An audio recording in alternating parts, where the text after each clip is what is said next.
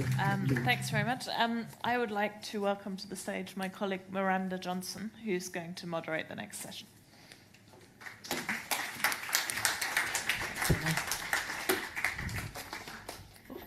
Hello. I'm hoping that we're going to pan out a little bit, perhaps possibly towards the Asia-Pacific.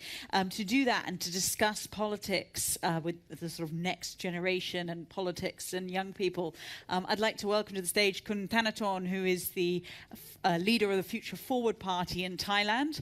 And I'd also like to ask Tim Wilson from Australia's House of Representatives to join me.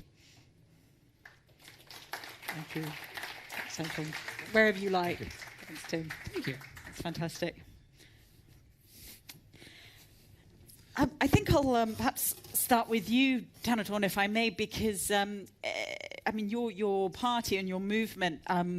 It's also been a kind of breakneck 18 months. I'm not sure if people in the room are aware, but in March 2018, Future Forward sort of first emerged, and then about a year later, in elections in Thailand, it actually became the third largest party. So there was a sort of huge surge in knowledge and awareness and support.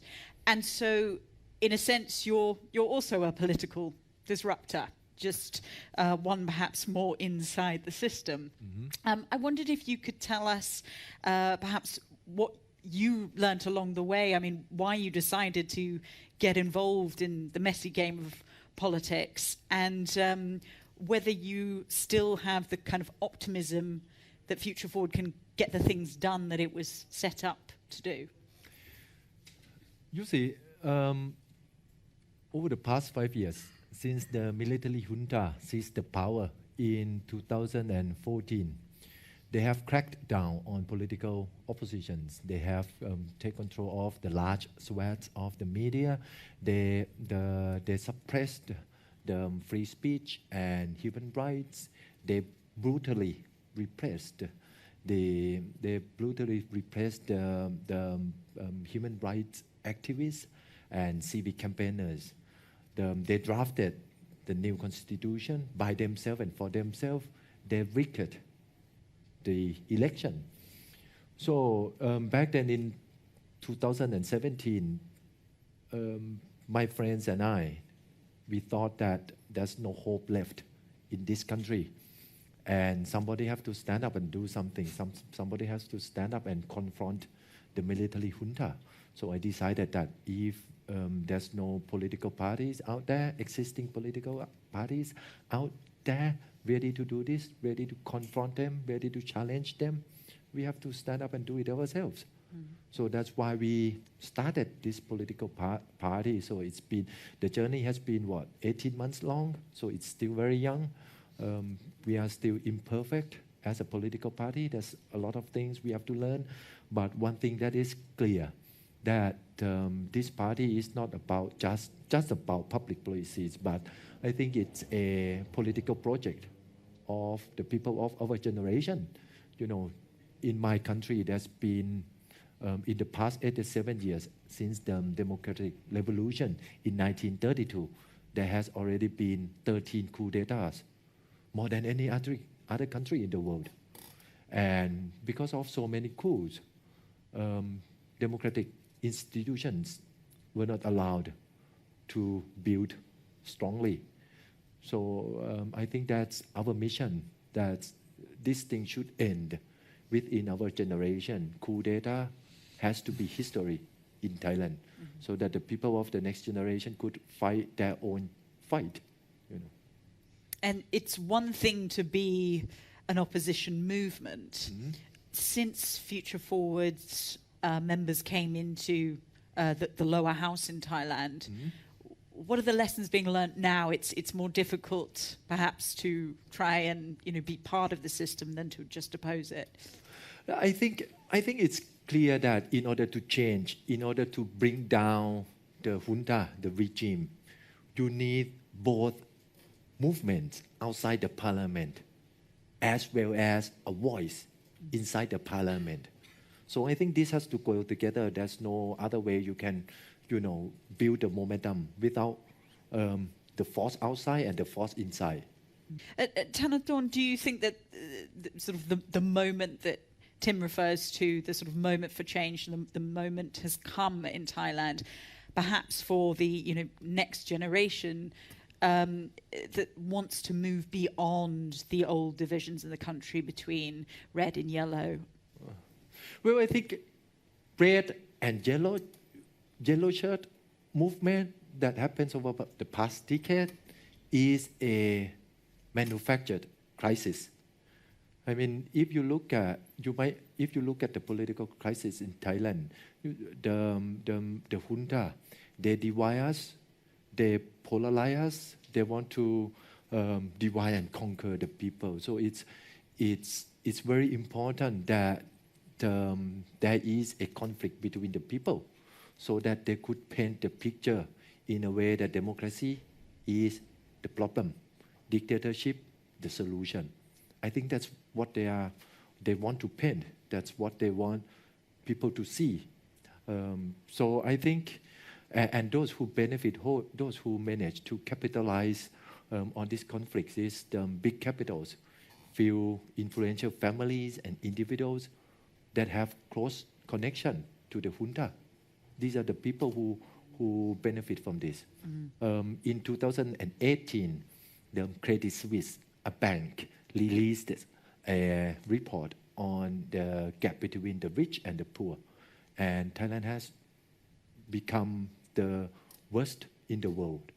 The richest 1% controls about 67% of the country's wealth. 67% of the country's wealth, the worst in the world. And it has gone worse since 2016. The same report released third, behind Russia and India. And by 2018, we were the worst. So I think there's a close link between inequality and the ruling of the junta. So what we are trying to do is that, look, the division between the people, the yellow and the red shirt, this division is wrong. The real division is a horizontal division. The people as a whole against the junta. So that's the new picture we're trying to paint. And I wanted to ask just one question before I open it up to the floor. But both of you are, elected representatives. I appreciate, Thanathorn, you've barely been able to actually, go into Parliament, given the legal cases stacking up against you and your party. But you both saw the poll we had at the beginning that said that the vast majority of respondents thought that democracy was in decline. Thanathorn, perhaps start with you. Does that depress you, given how hard you're fighting in your country to try and restore more democratic norms? Just for your information, I think the establishment, the junta, they're just terrified of the existence of our party, because our voters are young. So what they did was they suspend me from entering to the parliament, even though I'm elected from the people. Coming back to your question, I think I am hopeful. You see, Thailand is a best case example of what could happen if democracy and human rights are taken for granted. In the 1990s, Thailand was a vibrant democracy. We were an example to hundreds of millions of people in mainland Southeast Asia, in Burma, in Laos, in Cambodia, in Vietnam, hundreds of millions of people still living under authoritarian regimes. So we believe that a democratic Thailand could contribute more to the region. But this is what happens if you don't stand up and protect democracy and human rights. So I think that is the mistake, and the price is high. We have been in this political conflict for 13 years already. 13 years. So the price is very high, and I would like to ask all of us, all of you, that you need to protect human rights, no matter where it happens. It's about all of us. We need to protect democracy. Otherwise, you could end up being like Thailand. And perhaps for a final, very quick question, I could return to you, Thanathorn. You've spent time in Hong Kong. You mentioned you studied here. I wondered whether you had thoughts on the current situation here. And, it's interesting that you are leading a movement, and yet this is a leaderless one. Well, actually, what happened in Hong Kong over the past few years also inspired us. Let me take you back in 2018 when we were trying to make this decision whether to form a party. There were two options back then, whether should it be a movement or whether should it be a political party. There was a big debate within the founding members of the party. Should we organize it as a political movement or a political party? And we ended up as a political party because, the wound of the 2010 crackdown was still very fresh. In 2010, the military crackdown, there were more than 100 people shot dead, 1,000 more wounded because of the crackdown, and we realized that they were ready to do anything in their powers, to preserve the status quo. So we thought maybe the public is not ready, to have another big movement. The fear still inside the hearts and the minds of the people. So we said, okay, then if we cannot do it as a movement, then the only alternative left is the political party. So I think, in a way, Hong Kong inspires us. That's a wonderful note to end on. Please thank my panelists with me. Thank you. Thank you. That was great. Thanks. Thank you very much.